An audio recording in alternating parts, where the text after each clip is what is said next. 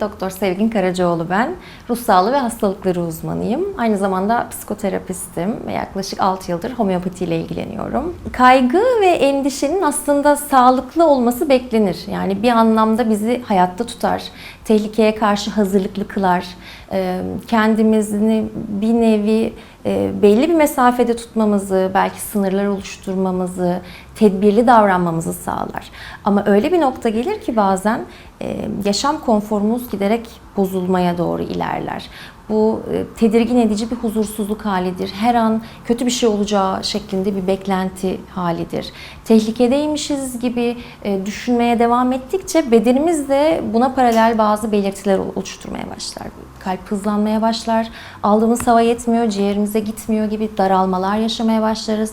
Ellerimiz, ayaklarımız uyuşmaya başlar, terlemeler vesaire gibi çok çeşitli bedensel belirtilerle devam eder. Yani genel olarak şöyle bir yaş grupları üzerinden değerlendirmek gerekirse çocukluk çağında en basit haliyle bir tehlikede olduğu hissiyle birlikte midemde kelebekler uçuşuyor şeklinde tarifler çoğu çocuk.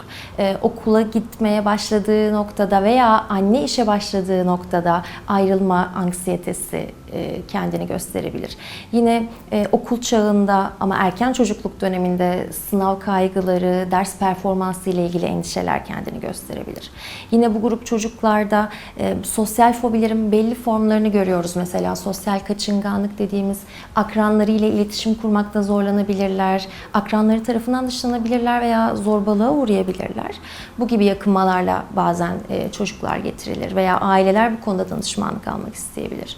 Biraz daha ileri yaş grubunda özellikle ergenlik döneminde kaygının aslında özellikle son dönemlerde çok farklı noktalara doğru ilerlediğini görüyoruz. Örneğin bir bedeniyle ilgili algının değişmesi, vücut dismorfik bozukluğu dediğimiz işte daha zayıf görünme, daha farklı görünme çabasıyla kişilerin çok daha ruhsal anlamda zorlandığı ve artık beslenme ve yaşam kalitesinin hepsinin bir arada bozulduğu noktalara ilerlenebiliyor.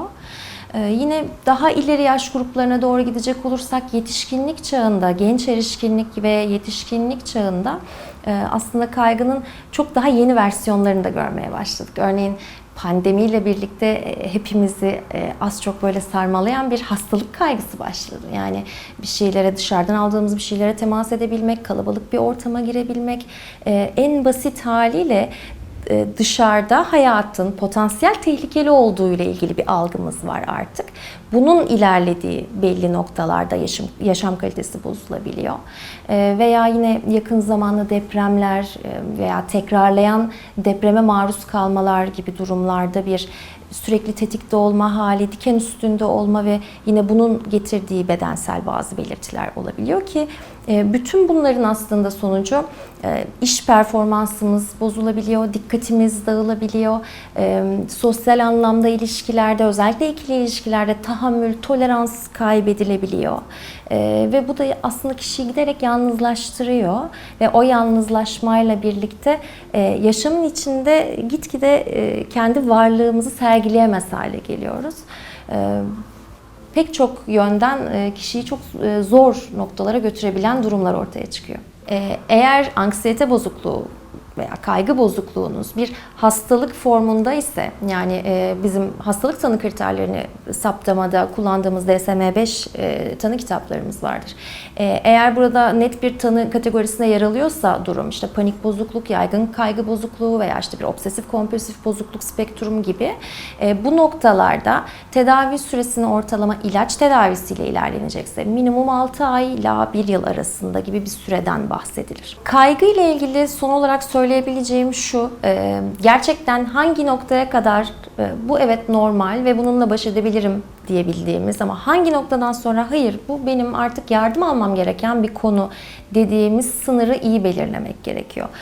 Bu sınırı belirlerken mutlaka ve mutlaka işlerin en üst ve en kötü noktaya gitmesini beklememek de çok önemli diye düşünüyorum. Çünkü aksi takdirde ilaç tedavilerine ve ilaç tedavilerinin olası yan etkilerine maruz kalmak kaçınılmaz oluyor. Halbuki daha erken bir evrede koruyucu önlemlerle ilgili yapılabilecekler halen mümkünken ve o psikoterapi ve danışmanlık hizmetiyle çizilebilecek yollar sayesinde daha rahat ilerleyiş sağlanabilecekken yardım almak çok kıymetli diye düşünüyorum.